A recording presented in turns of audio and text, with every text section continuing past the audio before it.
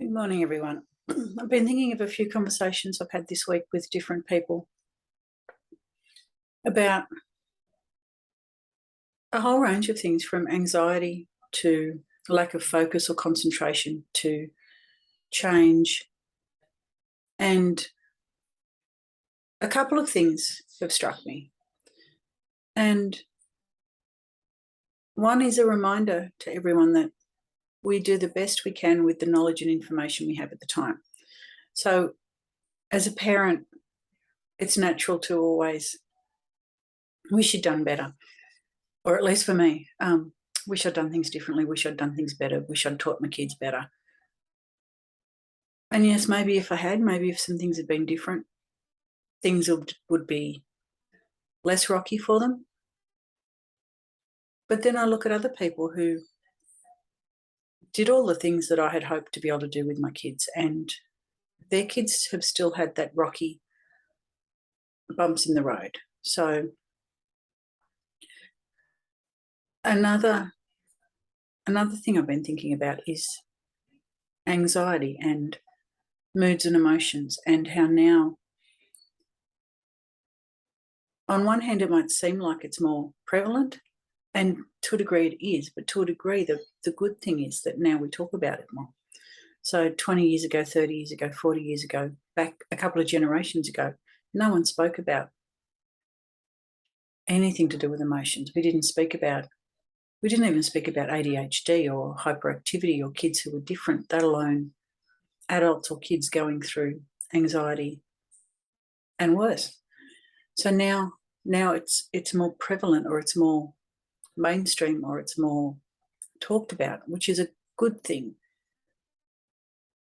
And I don't have any answers, or I'm not suggesting any solutions. I just think normalizing it might be a good thing, as long as we don't let it define us, as long as in normalizing it and getting tips and tools for managing it,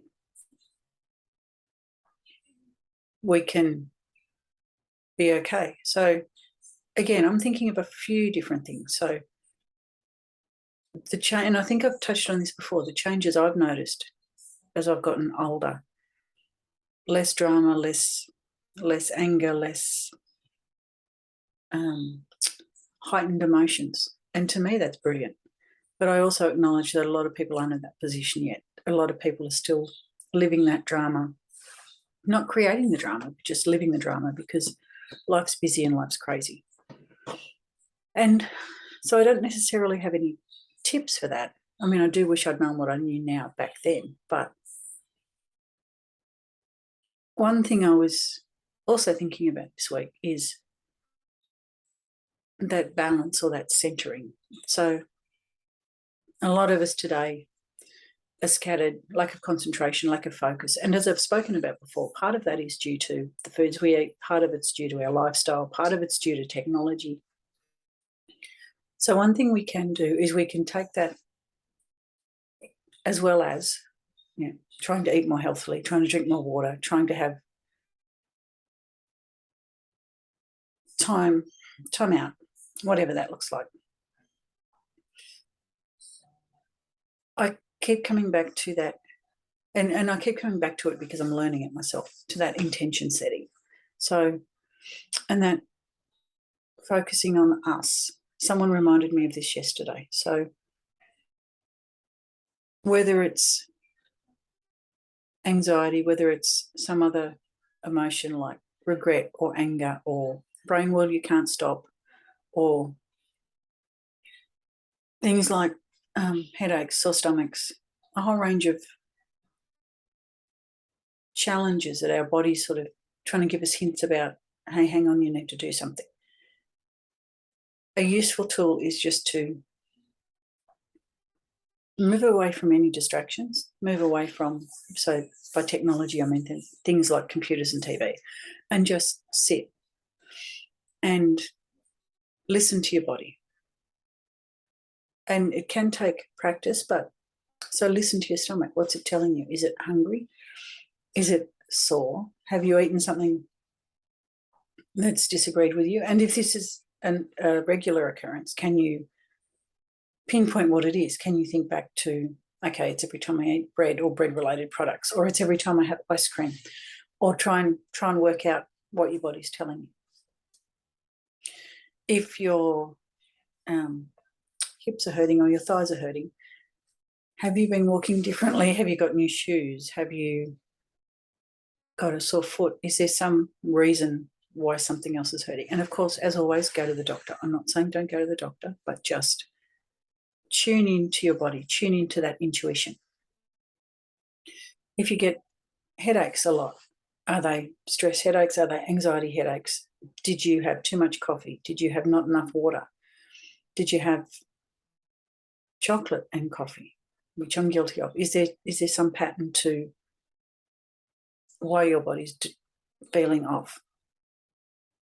And with the emotions as well, the why, and the other part to that, the next part after you've listened to the why things are happening is to set that intention or take that action step to change. For example, if the headache always happens when you haven't had as much water, try drinking more water. If something's hurting and it's because of the way you're walking and you think it's your shoes, throw out your shoes. I've had to do that. And I don't advocate throwing away $100 shoes, but I had a couple of cheap, nasty ones that I bought with no support at all, and that was just annoying. If when you have bread-related products or dairy or something, your stomach hurts, try not to have, or try to limit that and see if that helps. That awareness of self, that awareness of body, mind, and spirit. If you listen to your intuition and listen to your body, mind, and spirit enough, you will also hear how to resolve it. So I find the emotional ones harder to resolve sometimes because I don't sit with it enough to wash it away or to find other solutions. But it's important. And it's important because we don't want the past to define us, and we don't want, by holding on to the past, we don't want to make our body sick, which can happen. So I guess I'm trying to answer a lot of people's questions all at once and just sharing what I think about a whole lot of things all at once. So I'll leave it there for now. Did you find it useful? Do you have any specific questions? Please let me know. I'd love to answer your questions. And whatever you're doing today, have a great day, everyone. Bye.